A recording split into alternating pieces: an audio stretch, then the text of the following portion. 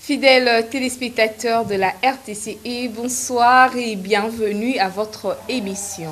Comme vous le savez bien, c'est DH à la portée de tous, tout le droit de l'homme à la portée de tous, présenté par Maître Jaël Manzambi. Chers téléspectateurs, aujourd'hui, nous allons parler d'un sujet vraiment qui est à la une, un sujet qui est d'actualité. Nous allons parler de la guerre en RDC et le regard de la communauté internationale. Quelle solution? Avec notre invité de ce soir, il s'agit de Maître Emery Mutanda. Bonsoir Maître. Bonsoir très cher Maître, présentatrice de l'émission DH à la portée de tous. Bienvenue Maître. Merci beaucoup et meilleurs vœux, c'est la première fois qu'on se voit dans l'année 2025. Vraiment, et surtout que vous avez une très bonne mine, ça c'est très bien et ça nous fait toujours plaisir parce que ça fait très longtemps qu'on vous a revu sur notre plateau. Merci. En tout cas, une fois de plus, bienvenue à vous. Merci beaucoup, cher Maître. Voilà, c'est avec Maître Emery que nous allons discuter de la situation sécuritaire à l'est de la République démocratique du Congo. Chers téléspectateurs, comme vous le savez bien, nous touchons toujours les questions d'actualité avant d'entrer dans le vif du sujet. Maître Emery, il est défenseur des droits de l'homme, il est aussi avocat. Maître, nous allons d'abord toucher les questions d'actualité. Comme vous le savez bien, en date du 29 janvier dernier, les chefs de l'État, Monsieur le Président Félix Antoine Tshisekedi, s'est adressé à la nation par rapport à ce qui se passe à l'est de la République démocratique du Congo. Et il est important de retenir de son discours quelques aspects très importants, comme par exemple la RDC ne se laissera pas humilier, la RDC ne se pliera pas, la RDC ne reculera pas, il en a fait le serment, et la riposte est en cours. La défense de la patrie est sacrée, mais aussi les présidents de la République appellent le Congolais à s'enrôler dans l'armée. Maître Emery, un petit commentaire par rapport au discours tenu par le chef de l'État. Merci Maître Jaël. Le garant de la nation a eu à donner sa voix à sa nation lorsque l'état de violation des droits de l'homme s'aggrave à cause de l'intrusion des hommes en armes, qualifiés de rebelles, qui ont commis des exactions sur notre territoire. Les droits de l'homme ont été violés, les femmes violées, les personnes déplacées de face de leur logement. Il y a eu des blessés, il semble même, un certain langage parle du carnage à Goma. C'est une situation qui touche la sensibilité nationale. Le chef de l'État, comme garant de la nation, a donné sa parole. Il dit qu'il n'a pas laissé Goma. Il dit que la riposte est rigoureuse et la riposte vigoureuse est en cours. Il dit qu'il compatit avec la population. C'est tout ce qu'on attendait. C'est le discours d'un garant de la nation qui s'adresse à son peuple et surtout qu'il y a eu des violations massives des droits de l'homme. Il fallait que celui en qui le peuple fonde son espoir se prononce sur cette question. Et la question était de résoudre, au fond, la question de la guerre. Et je pense que la réponse était appropriée en cette journée-là du 29, afin que le peuple se retrouve en son président et que le président se retrouve en son peuple. C'est le discours d'un chef d'État en fonction qui se montre comme garant des droits fondamentaux de la population congolaise. Merci beaucoup, Maître Henri. Maître Emery, excusez-moi. Notons également qu'il y a toujours dans l'actualité AIDEF qui fait le plaidoyer pour l'application de l'habeas corpus article 26 bis. Point 4a du Code de procédure pénale, c'est le droit de toute personne arrêtée illégalement de saisir le juge en chambre des conseils pour statuer sur la légalité et ordonner libération si la détention est illégale. Maître Emery, en tant qu'avocat, un petit commentaire aussi par rapport à l'article 26 du Code de procédure pénale. Merci, Maître Jaël.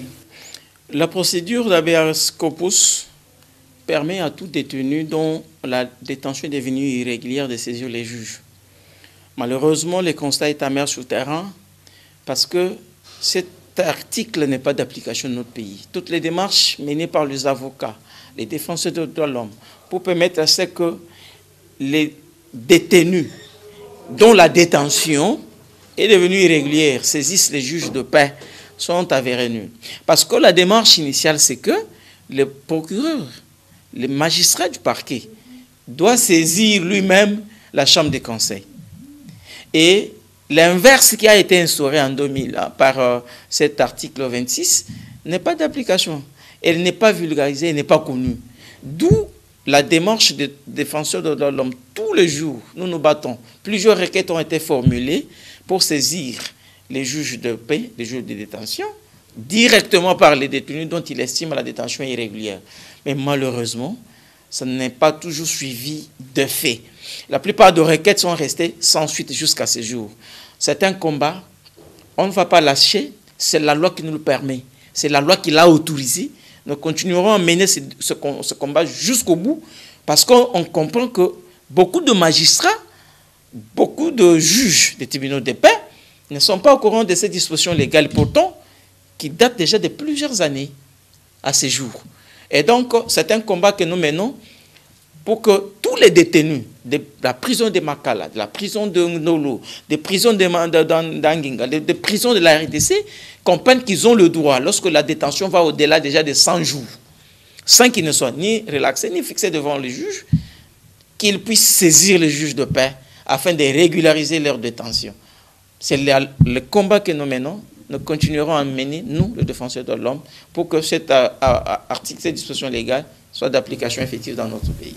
Merci beaucoup, Maître Méry. Donc, nous allons continuer les combats parce que c'est la loi qui l'a prévu. Et c'est à nous, défenseurs de droits de l'homme, de faire en sorte que ces dispositions soient respectées. Chers téléspectateurs, sans plus tarder, nous allons entrer dans le vif du sujet. Rappelons, nous allons parler de la guerre à l'est de la République démocratique du Congo et le regard de la communauté internationale. Quelle solution? Maître Méry, en parlant de la guerre à l'est, qui sont les belligérants en tout cas? Est-ce que vous pouvez un peu relater à la population, finalement, les combats se passent entre qui? Merci beaucoup, cher maître. Permettez-moi d'abord de présenter mes condoléances à toutes les familles victimes du carnage au vrai sens du terme, tous ceux qui ont perdu les leurs lors de l'intrusion de Rwandais sur notre territoire, les femmes, les enfants, les hommes, les vieillards, les bébés sont morts, innocemment. Je présente mes condoléances plus sincères à toutes ces familles, à toute la population de Goma et de toute la province du Nord Kivu. S'il faut attaquer la question de savoir qui sont les belligérants. À la date de ces jours, les belligérants ne sont pas encore un problème. Les belligérants ne sont pas recherchés par microscope. Les belligérants dans ces combats, c'est les Rwandais. Ce sont les militaires rwandais avec l'air supplétif de M23, constitués de Corneille Nangaa, de Bertin Bissimois, et cette équipe-là qui, soutenue par les Rwandais, parce qu'on se le dise, il n'y a pas encore à cacher à ces jours, parce que tout est à nu maintenant, que ce sont les militaires rwandais qui se sont introduits à Goma et qui ont opéré les carnages. Voilà la réponse à cette question. Il n'y a pas à démontrer, il n'y a pas... Donc ce sont les militaires rwandais qui se sont cachés derrière les M23, qui se sont introduits dans notre territoire à Goma pour opérer le carnage. Les femmes sont mortes, les femmes sont violées, les enfants sont morts, les vieillards sont morts. Et donc les belligérants, c'est le gouvernement rwandais. Le Rwandais avec le M23. Maître Méry, oui, le village sont incendiés, les femmes violées, les hommes, les femmes, les personnes vivant avec handicap, tuer innocemment le bébé. Mais finalement, quelles sont les causes profondes de cette guerre à l'est de la République démocratique du Congo? Maître Jaël, les causes profondes de cette guerre, peut-être que je ne suis pas le mieux placé pour répondre à cette question, étant donné que Paul Kagame et sa suite peuvent mieux maîtriser ce qu'ils cherchent sur notre territoire. Mais après plusieurs années de guerre, parce que cette guerre n'a pas commencé aujourd'hui, hein, c'est une guerre qui date, les accords dont on parle là du 23 mars, les M23 n'existaient même pas, c'était encore avec les CNDP. Donc, c'est la suite des CNDP. Après les CNDP, c'est les M23. Ce sont des mouvements créés, dégrés, par le président rwandais, Paul Kagame, et son gouvernement, dans le but, de se faire une santé politique, santé économique et santé sécuritaire. Et donc, pour répondre à votre question, les enjeux sont à 3 niveaux. Les enjeux sont à la fois politiques, économiques et sécuritaires. Je commence par le volet économique. Nul n'ignore que la partie est, occupée aujourd'hui par le rebelle, c'est une partie riche en minerais stratégiques. Les coltans, l'or, les coltans, l'or, c'est des matières aujourd'hui recherchées dans le monde. Ce sont des métaux rares, chers. Ce qui fait que le Rwanda, son économie balbutie. L'économie du Rwanda est supportée par an à l'ordre de 1 milliard par les aides étrangères. L'économie du Rwanda. Et donc, si un pays ne peut vivre que de l'aide étrangère, sur son sol, il n'y a pas de ressources capables de pouvoir subvenir au développement adéquat du pays. Et là, il faut trouver cette santé économique. Là, il faut trouver les ressources qui puissent supporter les charges du pays appelé Rwanda. C'est en RDC. La santé économique du Rwanda, aujourd'hui, dépend de la RDC. Les Rwandais producteurs du coltan, les Rwandais producteurs de l'or, mais sur le sol rwandais, il n'y a même pas 1 gramme d'or, même pas 1 gramme de coltan. Tout épuisé sur le sol congolais. Et donc, l'un des buts, l'une des causes profondes de cette guerre, c'est bel et bien les enjeux économiques. L'autre enjeu, c'est l'enjeu sécuritaire. Vous savez les accords du 23 mars qui ont été conclus entre le mouvement CNDP et le gouvernement de la République. Il y a beaucoup de choses qui ont été conclues. Notamment que l'Est de la République démocratique du Congo soit occupé par une certaine classe de militaires, une certaine ethnie entre guillemets. Ils ont conclu que pour assurer la protection de ce qu'ils ont appelé les leurs,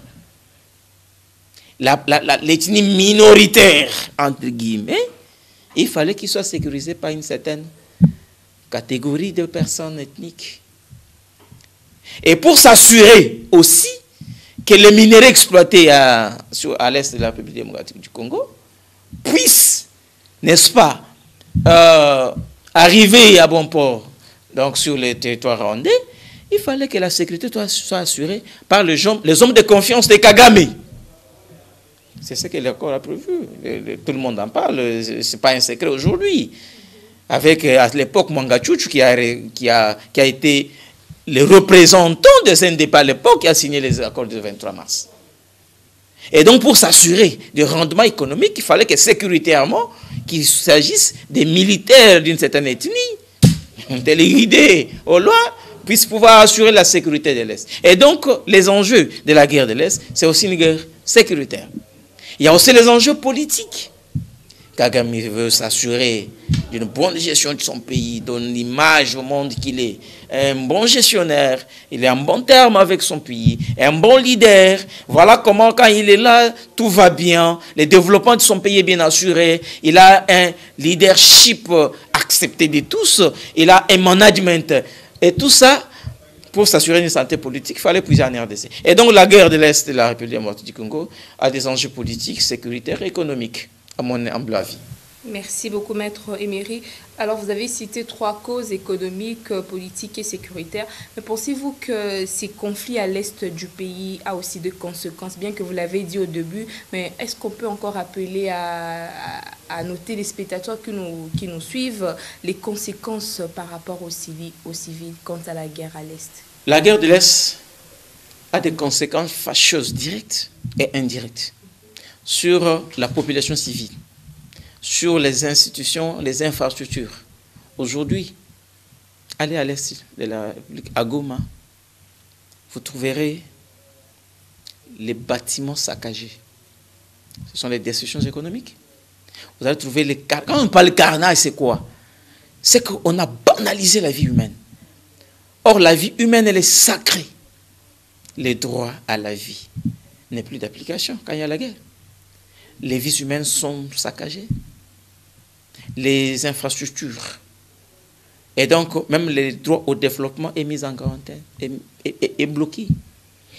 Les droits à l'eau, à la vie, vous avez entendu, ça fait 2-3 jours que Goma était en obscurité totale, qu'il n'y avait pas d'eau au robinet. On boit quoi? On ne communique pas parce que l'Internet est coupé. Les droits à l'eau, le droit au développement, le droit à la communication. Donc quand il y a la guerre, les droits fondamentaux sont bafoués, sont violés par les belligérants. Ils ne tiennent pas compte de la vie. Mais tu vois quoi parce que tu me combats? Tu vois quoi parce que tu es de l'ennemi? Et donc le belligérant, quand il entre, tout ce qu'il trouve devant lui, c'est son ennemi, parce qu'il est l'allié de la partie qui combat. Mais quel est l'intérêt qu'a un Rwandais à pouvoir laisser un Congolais dans le rue de Goma? Ces citoyens congolais qui vivent chez lui, en République démocratique, nous n'avons pas d'autres pays, nous n'avons pas d'autres nations. Notre seule nation, c'est la République démocratique du Congo. C'est ici où ont été nos ancêtres. Mais tu vis, on vient, on saccage ta vie. Parce qu'il y a quelqu'un d'autre qui a des enjeux politiques, sécuritaires et économiques à tirer derrière ta mort. Et donc la vie n'a pas de lieu, n'a pas de place. Le droit à la vie est violé. Le droit à la dignité humaine. Mais regardez comment les gens... Il y a des vidéos, mais ce n'est pas un secret. Il y a des gens qui ont été enterrés dans des fosses communes à l'Est. On vous tue tout un village. Vous vous rappelez des massacres, je ne vais pas rappeler ici, l'ignoble massacre de l'Est. C'est connu. Les gens sont enterrés dans des fosses communes. Les gens sont tués comme des chiens. Les gens vivent dans des conditions... Les viols massifs contre les femmes sont opérés au quotidien. Et donc, la conséquence de cette guerre est désastreuse sur le plan des droits de l'homme. Beaucoup de droits sont violés, droit à l'éducation, droit à la santé, droit à la vie. Mais, Maître Emery, face à tout ce qui se passe à l'est du pays, quelles sont les réactions de la communauté internationale? Maître, la question de la communauté internationale, c'est une question monstre dont on ne sait pas l'analyser en 1-2 minutes. Parce que la communauté internationale, il y a une théorie qui m'a été enseignée à l'université, la communauté internationale n'existe pas.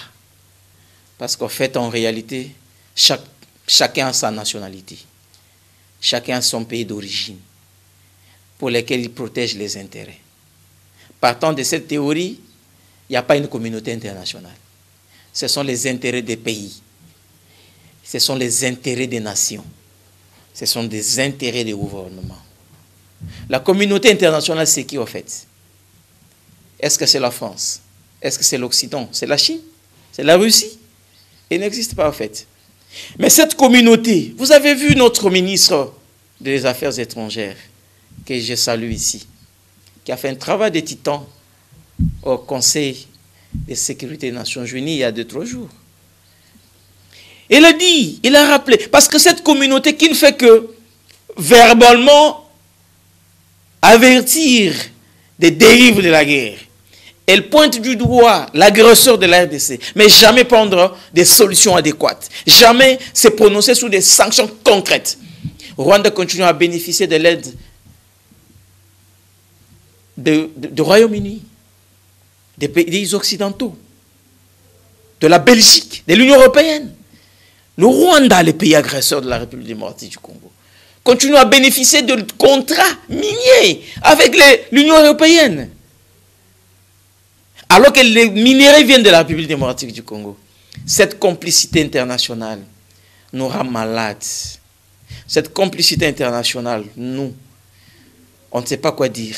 Mais nous disons, cette communauté internationale, vous avez la responsabilité. Aujourd'hui, le peuple congolais est témoin de la complicité de cette communauté internationale, le terme utilisé par le gouvernement congolais. Je ne voudrais pas ici le répéter, mais je dis simplement, les droits humains sont universels. Ils sont constamment violés en République démocratique du Congo, notamment à l'est du pays.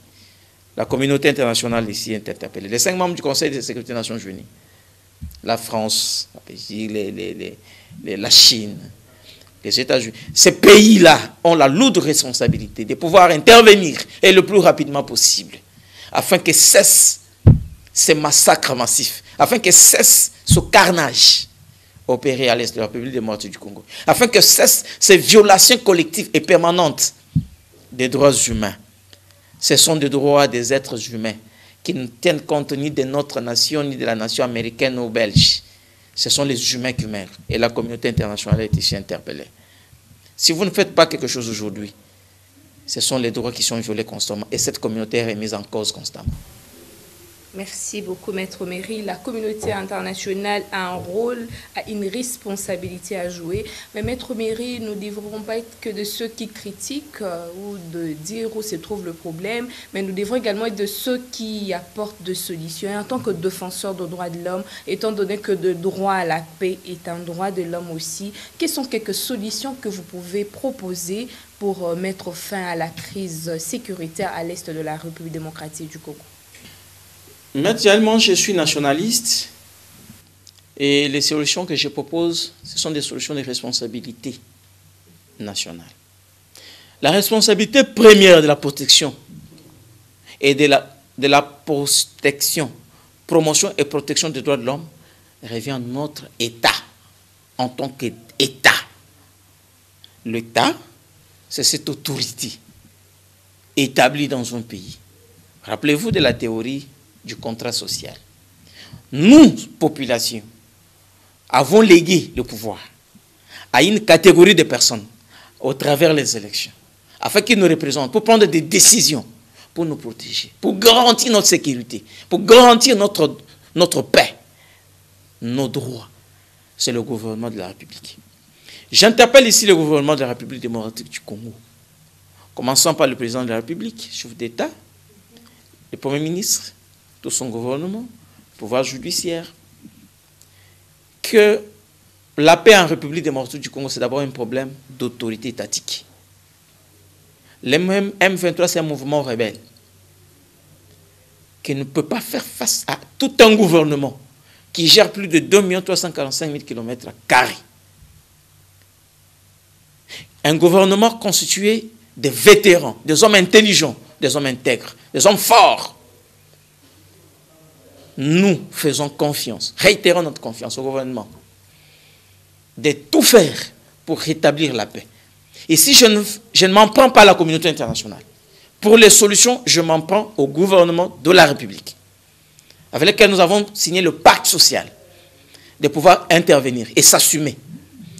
Ces vies qui sont bafouées à l'Est, ce sont des vies humaines qui ont donné mandat au président de la République, qui ont donné mandat au Parlement, au gouvernement, à tout le monde qui est aujourd'hui élu de manière directe et indirecte, qui se tiennent debout, qui ramènent la paix à l'est de la République démocratique du Congo. Nous avons des FARDC, soutien total et absolu aux forces armées de la République démocratique du Congo, qui se tiennent debout, qui assurent la paix à l'est de la République démocratique du Congo. Tous ceux qui sont auteurs des violations. Parce que parmi les rebelles, il y a des anciens présidents des commissions électorales indépendantes de la République démocratique du Congo. Donc ce sont des Congolais. Que le pouvoir judiciaire s'en saisisse de la question.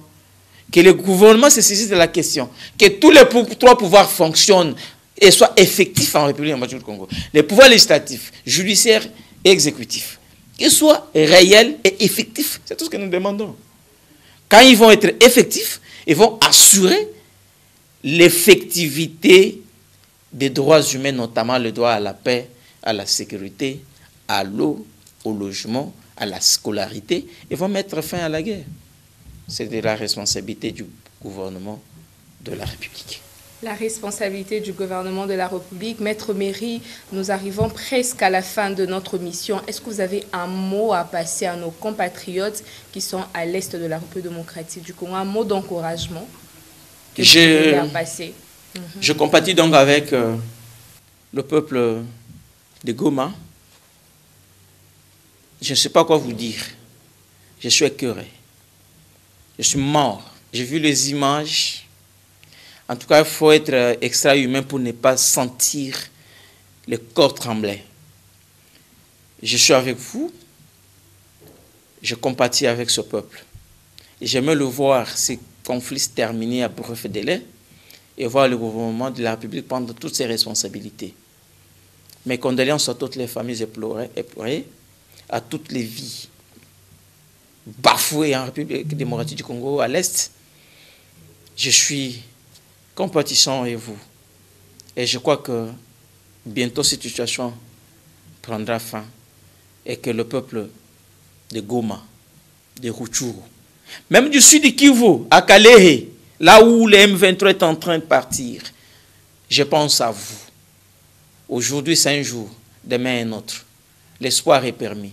Il y a un Dieu au ciel qui veille sur tout le monde. Il y a un gouvernement effectif en République démocratique du Congo qui s'attelle sur la question. Croyons que les choses vont se rétablir le plus vite possible et que la paix reviendra à la partie est de la République démocratique du Congo. Je suis d'accord avec vous. Je vous aime bien. Merci beaucoup, Maître Méry. C'était si touchant. Nous espérons vraiment que cette guerre à l'est de la République démocratique du Congo prendra bientôt vraiment fin et qu'enfin la paix va revenir en République démocratique du Congo. Ce n'est pas une question de Goma, c'est une question qui nous concerne tous, qui concerne tous les Congolais. Chers téléspectateurs, vous comprenez avec moi que nous sommes arrivés à la fin de notre émission. Nous tenons à remercier Maître Méry Mutanda. Merci Maître d'avoir répondu présent à cette invitation. Nous tenons également à vous remercier parce que vous étiez nombreux à nous suivre. C'était la DH à la portée de tous. Tout le droit de l'homme à la portée de tous, une émission de l'AIDEF, Alliance pour l'universalité des droits fondamentaux, présentée par Maître Jail Manzambi et diffusée sur la RTCE chaque lundi et mardi à 16h et vendredi à 18h10. Chers téléspectateurs, merci à vous de nous avoir suivis et nous remercions également M. Roger Chita qui nous a accompagnés à la réalisation. On se retrouve très prochainement.